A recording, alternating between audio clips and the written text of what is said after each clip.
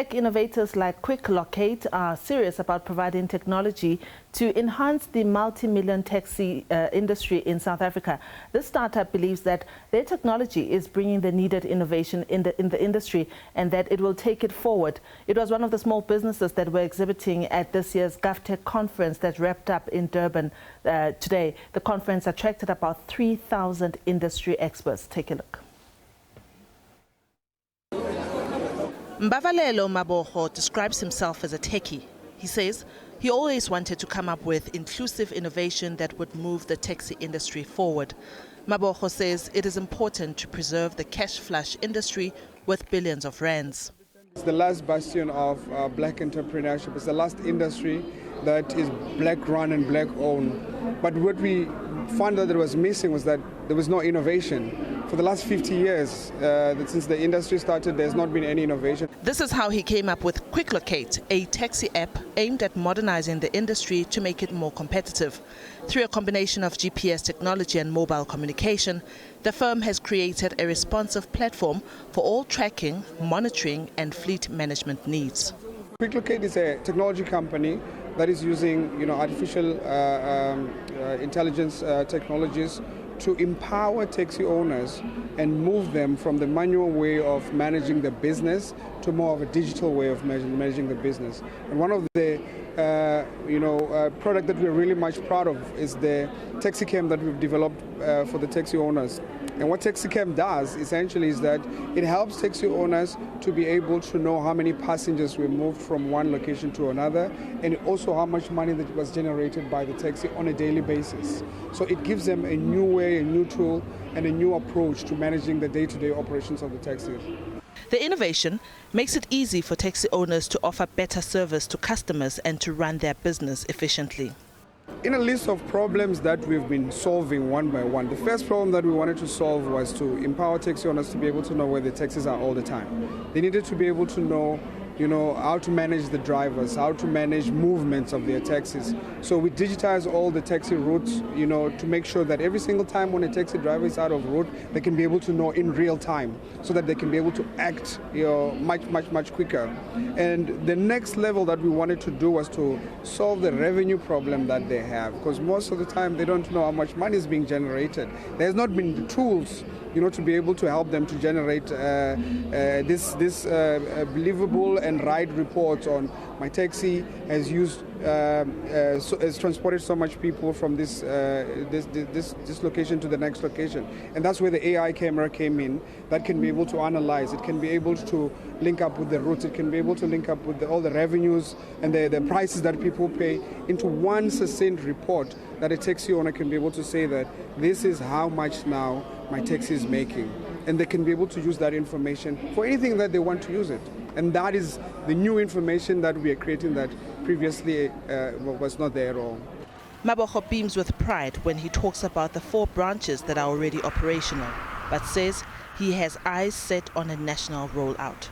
We are really excited about, the next iteration and next installment of this technology. There's several opportunities that we've identified that we think can be able to broadly support the taxi industry and also help them with the conversation of integrated transport, being part of the integrated transport.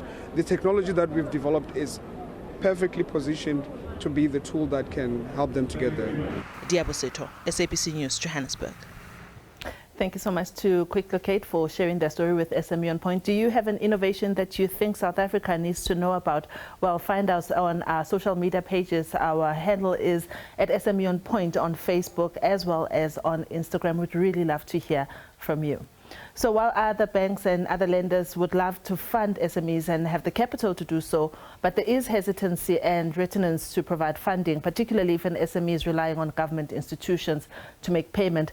According to Gary Palmer, who's the CEO of Paragon Lending Solutions, for many SMEs, particularly the black-owned SMEs, government contracts have been their lifeblood. But because government either can't pay its bills on time or it's too disorganized to get the admin done, these SMEs cannot secure funding using purchase orders as security. He says if SMEs are to succeed and get the funding that they need, government and municipalities need to stop scoring their own goals. Gary Palmer joins me now via Zoom. Gary, welcome to SME on Point once again. Always a pleasure having you here. For a lot of entrepreneurs, servicing government is something that they do, but the challenge now comes when payments are delayed. Take us through the spiraling effect this has, particularly when you want to scale up now. You need to get funding, but your books are a mess because payments has been delayed for one or other reasons. Absolutely. Well, thanks for having me on your show. The important thing is that I suppose I've been in lending since 2002, and our target market is focusing on SMEs and owner-managed businesses. With the new procurement policies that came in many years ago, many SMEs, predominantly black SMEs, had the opportunity to enter into the economic fray in South Africa when they received sort of purchase orders from governments. And I think this was a great initiative. It would result in people starting new businesses, employing people, ultimately becoming profitable and paying tax, which is a wonderful ecosystem.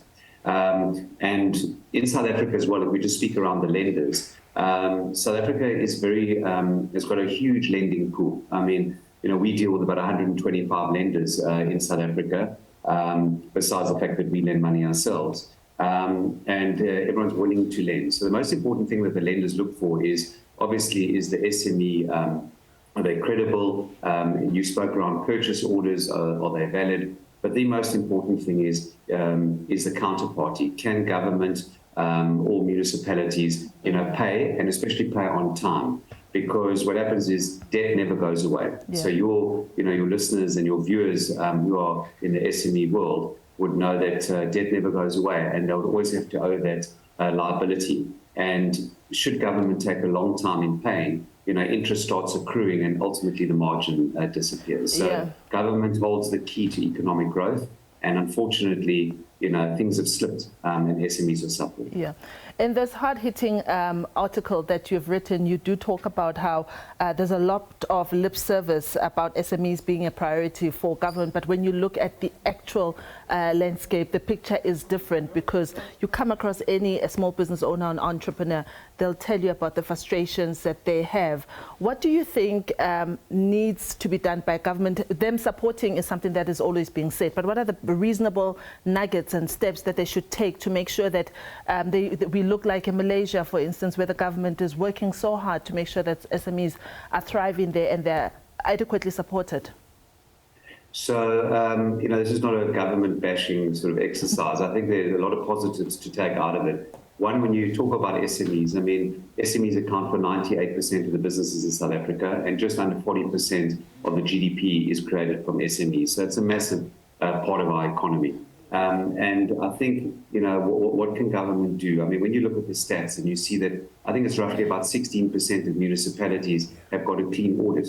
That becomes very difficult for lenders, I suppose, like ourselves and other lenders, to place reliance, on those certain municipalities. So what we do require from government is, to acknowledge that government holds the key to economic growth. There's no question about it, and could really enable SMEs to succeed if they get their sort of financial, talk about municipalities specifically, could get their affairs in order and just ensure that, SMEs are paid on time. I think that is the critical fact. I mean, I saw a purchase order funding business recently, where SMEs have been waiting for government to pay them, in some cases, 200 days, where it should be on 30 days. So if government could just tighten that up, you have to ask yourself in these municipalities, do municipalities want to pay but can't because they don't have the resources? Well, that's an easy thing to resolve, in terms of budgets and becoming more fiscally disciplined. Or they do have the money, but just have inefficiencies in the system where it just takes too long to pay. I mean, we were dealing with a client earlier, very high net worth client who's been dealing with government for years.